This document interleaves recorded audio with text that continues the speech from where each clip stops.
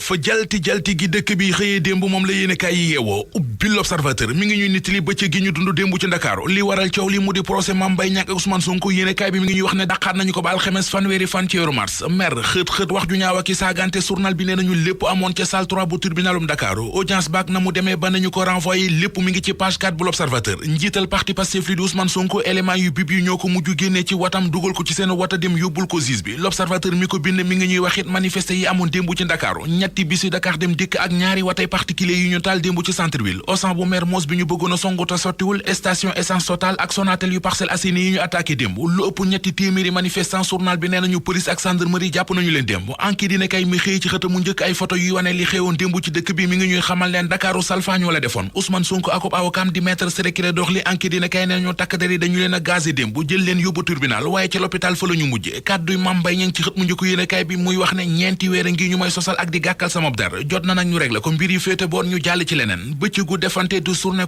confrontation libération nee nañu moo am démb ci Ndakaaru Ousmane Sonko ba muy dem démb tribunal force de défense ak sécurité yi ñoo ko mbogo yóbbu ko bi ñu renvoyé audience bi it mu war a ñibbisi takk der yi ñoo ko embarqué de force isolé ko ci këram ga ci cité kër góor gi laata ñu koy dugal ci ambulance ci ngoon gi ngir yóbbu ko mu dem faju ji ndax nee na bu mu jugee tribunal ak léegi dafay miir am naqam di metti boole tekkit dafa am ay jafe-jafe ngir mën a noyyi normal tribune nañu désordre total moo amoon démb ci Ndakaaru léegi ko ne ko weesu na loole li xew démb ci dëkk bi ni ko journal bi gisee moo di jëfi wuyu ju kenn du lam-lame banditisme à l'état pur gis nañu fi ay nit yu dem songi Sonatel bu Suprême sàcc fa gis nañu fi ay nit yu songi Auchan bu Mermoz doon fa sàcc gis nañu fi ay nit yu dogale ñetti bus yu Dakar dem dikk taal ko gis nañu fi ay nit yu caxat-caxate station Total ba ca Dior li wàññi joote ji léegi ko nañu moo di taxawaay takk der yi mat nañu sëkk démb li ñu leen doon doye Walf Quotidien mi xëy dañu nettali la xewoon démb ca salle d'audience bu tribunalum Dakar ba ci mbeddi li mu ci gis moo di journée sans frein Ndakaaru moo soj yeneen dëkk yi ci réew mi yu bari ci ñoom jaare ci tisoli njiital parti Pastef li di Ousmane Sonko Walf Quotidien nee nañu dañu ko def livraison ci tribunalum Dakar muy moom dib avocat maître Ciré Clédor Ly ba ci Guy Marius Sagna journal bi mi ngi ñuy xamal ne démb daj nañu dëgg Sud Quotidien bi ne dëkk bi démb dara yëngu fi ville morte moo fi amoon koom-koom gi sooxee na fi bu baax am njàng amuloon ci Ndakaaru ndax dañoo tëjoon école yi dëkk bi Direct News nañu procès Mame Mbaye Niang Ousmane Sonko ginnaaw ñett yoon yu ñu ko dàqee fi ñu nekk nii nag lay jeex na faw procès dafay am journal Le Mandat nañu moom kay wiiri jaari ndaar yi Direct News jëlaat kàddu gi ba di ñuy wax ne Mame Mbaye Niang mi yóbbu Ousmane Sonko ca yoon awul yoonu teggi tànkam ca fa mu ko teg mi ngi xam ne ci journal bi ne moom Mame Mbaye Niang baalewul négocié wul ñeenti weer ngi ñu dëkk ko sosal ak di ko tuuma léegi nag jot nañu leeral yëf yi mu ne Ousmane Sonko li muy def yëpp moo ko tey li muy bañ mooy ñu dem procès te procès dana am Mame Mbaye Niang ne yàlla sunu borom lay jël seede Ousmane Sonko amuti preuve ci li muy wax yorul it benn rapport Soleil national nañu layob Mame Mbaye Niang ak Ousmane Sonko dàqaat nañu ko ba fanweeri fan ci weeru mars te gi la yoon ci audience spéciale ci lañ koy àtte Tribune nañu waa kër Ousmane Sonko yi di waa Pastef ñoo ngi sàkku ci ñu bokk ci ñoom fi ñu teg seen tànk ci wàllu mobilisation ñu bañ koo teggi convergence des jeunesses républicaines di waa COJER ci journal La Tribune ñoo ngi dal ci kaw Ousmane Sonko ak ci kaw Alioune Tine coordonnateur COJER di Moussa Sow ni ñu ci yéenekaay bi Ousmane Sonko li mu bëgg moo amul fenn dafa bëgg a nekk ci réew mi te du respecté yoon mu ne fitna ji muy woote rek waroon naa tax démb waruñu ko bàyyi mu ñibbi këram heure bii moom Ousmane Sonko ci kaso bi la ko waroon a fekk mu ne leader yi Yewwi Askan Wi malhonnête moo tax nanguwuñu wax Ousmane Sonko dëgg njiital ndaw yu Macky Sall yi dolli ci na société civile bi ñu ci mel ne Alioune Tine ay mercenaires lañu Alioune Tine lan rek moo ko war jamono ji moo di dem wuti carte Pastef ndax ñëpp xam nañu fi mu féete ñi féete ak Macky Sall di waa coalition républicaine sàmm sunu réew journal La Mandat mi ngi ñuy xamal ne jigéen ña ca nekk bi ñuy daje keroog ngir doon màggal bëccëg gi ñu jagleel jigéen ñi bërki démb ci àllarba ji ca CICES doon ci waxtaane thème bii jëmoon ci waxtaan réalisation yu président Macky Sall yi fa la ñu xamle ne ñoom jigéeni sàmm suñu réew yi président Macky Sall moom la ñu tànn ngir def ko seen candidat jiital ko ci élection présidentielle yu 2024 te nag takku nañu ba dëgër taxaw ci wetam ku ko neeti sa bët bi suufa ngi ci danañ ko diggaale ak yow ñoom di doomi Sénégal yi ca Tunisie te doon sàkku ñu dellu si leen ci réew mi l'Observateur ma nga ñooy wax fa mbir ya toll ubbil yéenekaay bi avion bi leen doon indi yegg si na démb waaye juróom-benn fukki doomi Sénégal maanaam 60 sénégalais la indi ña ca des yéenekaay bi nee nañu dañoo yebbi far foo mu ne dikkatuñu doomi Sénégal yi des ca Tunisie l'Observateur nee nañu ëpp nañu téeméeri sénégalais